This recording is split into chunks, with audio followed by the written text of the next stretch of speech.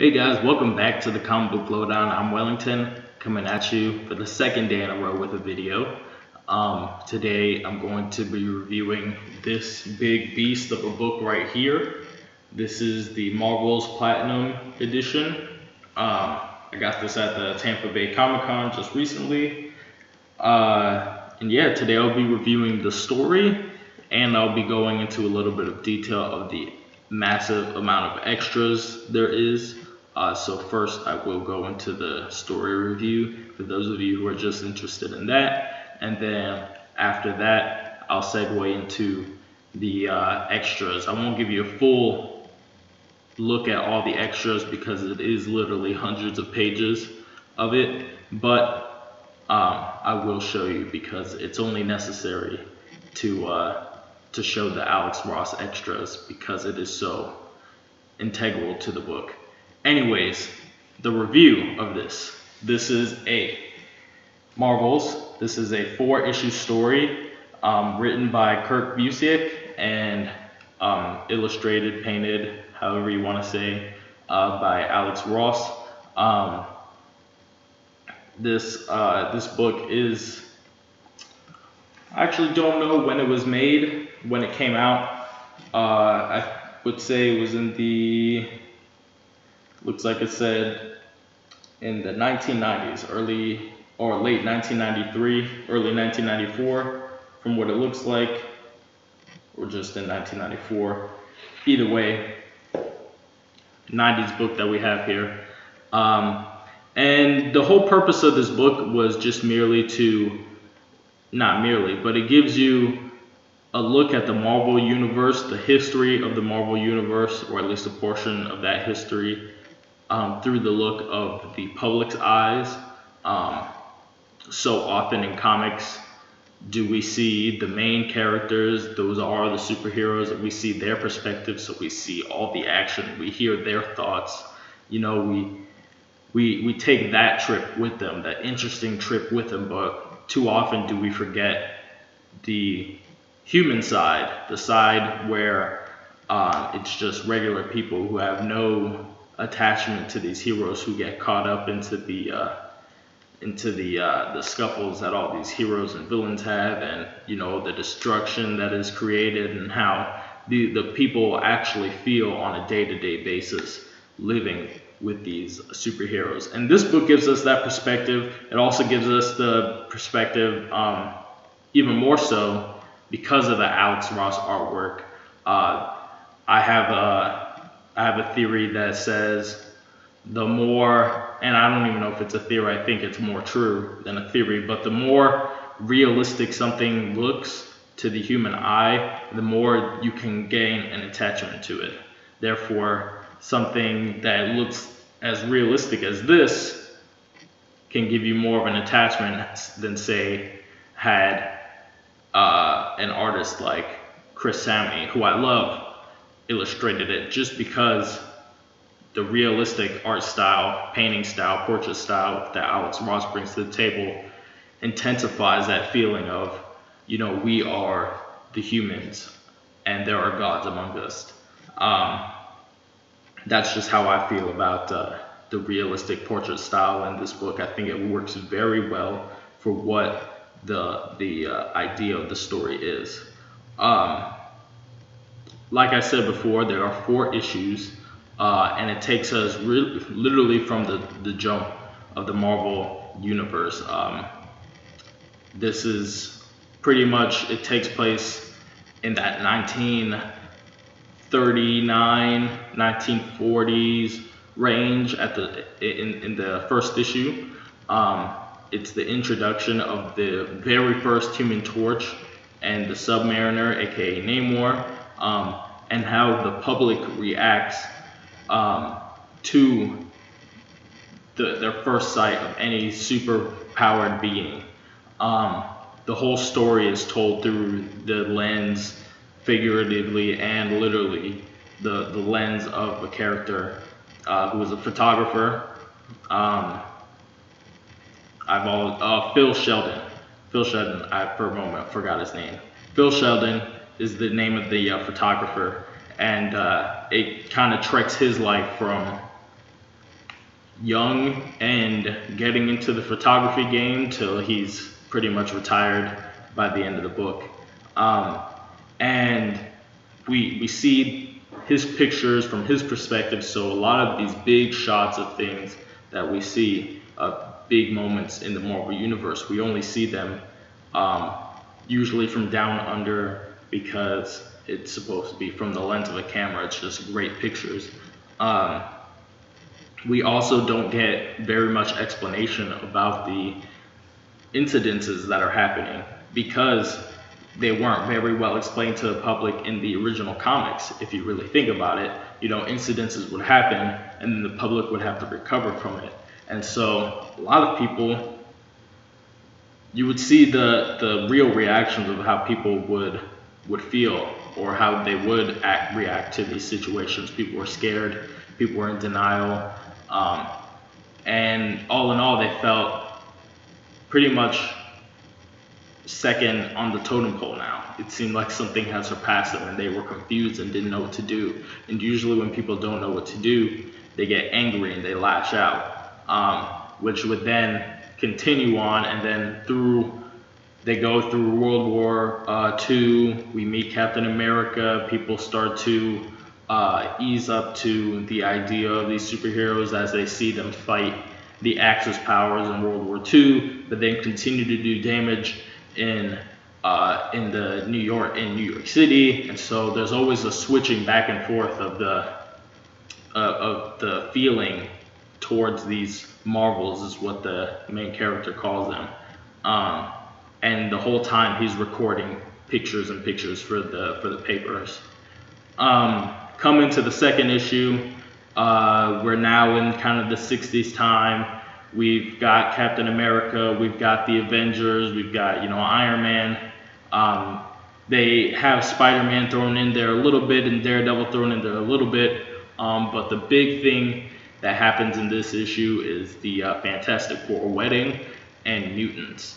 This gives us such a great look at the mutant struggle and its parallel to the civil rights struggle back in the 60s. This gives us a very great look at that. We see the mutants, the X-Men being persecuted by the New Yorkers. Riots are breaking out. They're spray painted on walls, kill all mutants die, and so forth. And you see people have real fear and real hate and anger towards the X-Men and towards any mutant that they find. And this is where you get a lot of the mutant hearings about how they should be marked or told to come out and things like that. And you see a lot of parallels to to Nazi Germany as well. Definite parallels to Nazi Germany and definite parallels to the civil rights movement. And all these riots are then only coming hours after the Fantastic Four wedding, when everybody was, the world stood still for the Fantastic Four wedding. And all the art coinciding with this is amazing. And after that, and the character goes through some personal things, and then in the next two issues, we get to see Galactus come in the third issue, Galactus and the Silver Surfer, and that was probably one of the most interesting issues and one of the real more character studies of population itself, of human. It was a humanity study, really, on how we react when we are faced with the end of the world, and when seemingly our only hope fails before our own eyes. And you really get to see that with Galactus and with the Silver Surfer, and people really feeling like they're going to be destroyed, and just how everybody reacts. And it's very, again, the artwork being so realistic, it pulls you in very much so. And you get a lot of humanity through the main character, and you see his struggles with his own mind and his personal life and his work life, and how he tries to balance all his feelings and by a certain point he's trying to write a book about his experience with the Marvels and coinciding with all the pictures he's taken. Um, and you get a lot of that. And then finally, the last issue, you get a lot of focus on Spider-Man, and you get a lot of focus on the death of Gwen Stacy. And the main character is directly involved with that story as well, and he's affected by that. And so you see all of that, and again, painted beautifully. It's a story that you might even want to read through more than once because it looks so good and because the story is so good. The writing is very on point, gets its message across beautifully, and yeah, I can't say enough great things about that story. I really enjoyed it. If you can't get your hands on the Platinum Edition, I understand it's very expensive. I was lucky to get it for as cheap as I did. But definitely pick up the book in trade if you don't own it already. And if you do own it, pick it up again if you haven't in a while, and really go through it again and remember how good it is, because it is really one of those great stories on top of having great art. Now, this is the point where I'll kind of segue into the art, show you guys some of the art up close, show you guys some of the extras. So if you guys want to stop here, you can, or you can keep going with me and we can really dissect the book. So anyways, let's go ahead and jump in. Alright guys, so here is the front cover of the book. If you couldn't get a better look at it while I was holding it up, in the review side, here it is. You can see that is the main character holding up his camera, and this is the what he's looking at reflected of Giant Man. Sorry if the camera is shaky. I am holding it with one hand and flipping with the other hand, so sorry about any of that. And again, sorry about the glare as well. Check out that piece of Spider-Man right at the front. And you see Marvel's Platinum Edition. Big forward, great piece of the Fantastic Four. Great piece of the Goblin fighting Spider-Man. And, you know, we haven't even reached the story yet. This is the start of the story. This is what it starts looking like. As you see, it's still very comic book like, so it must have taken a lot of time to kind of do this, because that's a lot of paintings, and you see just how realistic everything is. And I'm skipping, you know, many pages ahead because this is such a big book that I want you guys to see a lot of it.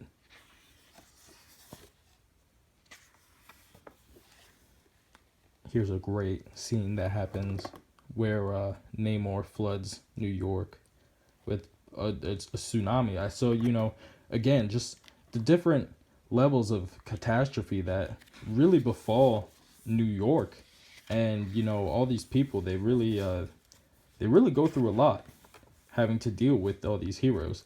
And here's actually the last page of the first issue. And so you see just kind of the action shots that you can get. This is the cover to the second issue. Again, this is where a lot of the mutants stuff was put in, and as you can see, very symbolic kind of cover.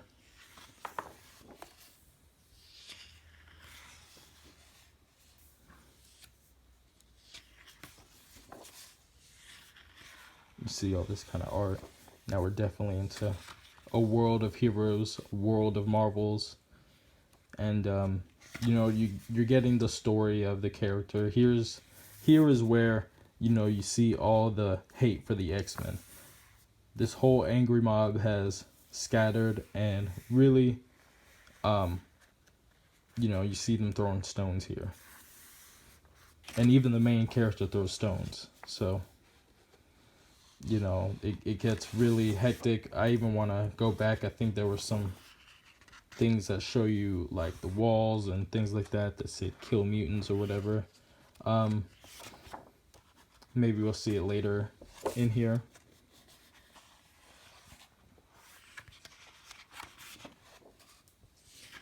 You guys get the idea though.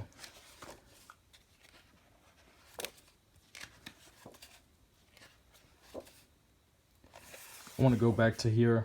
In the extras, you will see there's a lot of newspapers throughout the story like this. And the extras, they actually give you the entire columns of these newspapers written out, you know, entirely. So you can really get that full feel of the book. Here's all the people causing riots and things like that. And, you know, it gets really crazy. Sentinels, you know, it goes deep, really deep into main things in the Marvel Universe. There's Tony Stark, Spider-Man.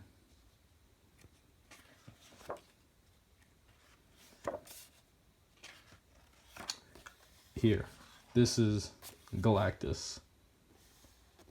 Check that out. That is amazing. And you see all these characters, the fright. They got it really down packed, you know, the actual fear that one might have if faced with, you know, their impending doom. Really, I mean, look at how huge Galactus is.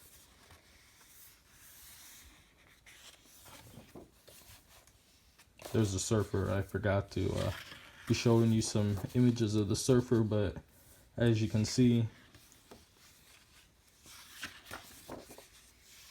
there's the ultimate nullifier. This is a famous scene and just shown from a different angle.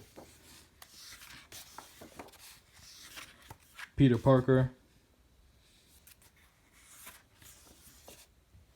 And, you know, you guys get the whole idea of all this here. Don't want to give everything away, but I'm giving everything away, so I'll go right into the extras here. As you can see, we got a lot of profiles, scripts, commentaries, filled of all this kind of stuff. This is hundreds of pages, character designs, layouts, thumbnails, all that kind of stuff. Pencils of future works, extra paintings. There's a lot of extra paintings, a lot of extra character studies that were not in the book, such as the Inhumans right here. We get really many characters that are in the Marvel Universe. We get a closer look at, or just the only look at that we get. A couple different versions of the same cover. Black Widow, we get here. She's not in the book. Actually, she's in the book for one scene. Hobgoblin, not in the book. Black Panther, I don't remember being in the book. Luke Cage was, though. I was happy to see Luke Cage. Here are those articles. You see they're written in full, you know, references. And then, you know, just so many pieces of work. So many. Recreated works, originals, things that you'll not see unless you look really deep. Things like this, you know. This is very much a coffee table book. Because there's so many things to just look through. This is Moon Knight. A version of Moon Knight, a very Bohemian Rhapsody looking Fantastic Four. You know, so many pieces of art that you just won't come across very often, and you really see how much, you know, work these artists are really doing. Here's some Daredevil Spider-Man pieces. This was kind of my favorite part, is seeing all these Daredevil Spider-Man pieces, because those are two of my favorite characters to see together. And, you know, so on and so forth. And they really, just in the story and in the construction of this whole book, they really gave a lot of respect to, this one is an amazing piece as well. they gave a lot of respect to Marvel as a company with their history. Here's another Daredevil and Spider-Man 2 pieces that I love. They just gave a lot of respect to Marvel, and as a big Marvel fan, it's really a great book to own. And there's the back cover that just continues on with the front cover. And yeah, so I really love this book. We're going to go ahead and close out the video back on my face. So I'll see you guys in just a second. There you have it. That was my review on the book Marvels. The Platinum edition of the book. This is the book in that slipcover. This is the front side and the spine, and then the back side. Issues 1 through 4. It's backwards because of the camera. If you guys saw these special features to the book, there's a lot of them. We did go through a lot in that whole section. So I'm glad that you made it through that part of the video, because that was a fun and interesting look at the full scope of the book that we have here. As I said before, if you can get this, I highly recommend it. But if you can't, I 100% understand. And then I highly recommend to get the trade paperback of the story itself. I'm sure there are some extras in there, and you just don't want to miss out on this story itself. The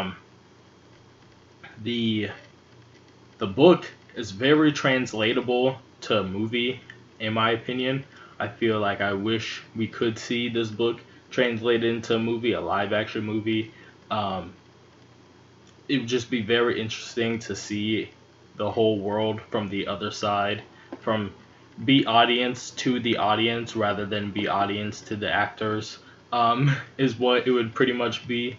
And it would just be a very kind of interesting horror movie like take on the Marvel Universe. Too bad you can't really do that with legal rights and things like that. But either way, and I'm not sure if they'd want to do a movie from that perspective. But either way, the story holds up on its own. It's very rereadable, and I might even reread it right after this. It's just that good. So anyways, that's it for the review. I'm Wellington with the Comic Book Lowdown. I'll see you guys next time.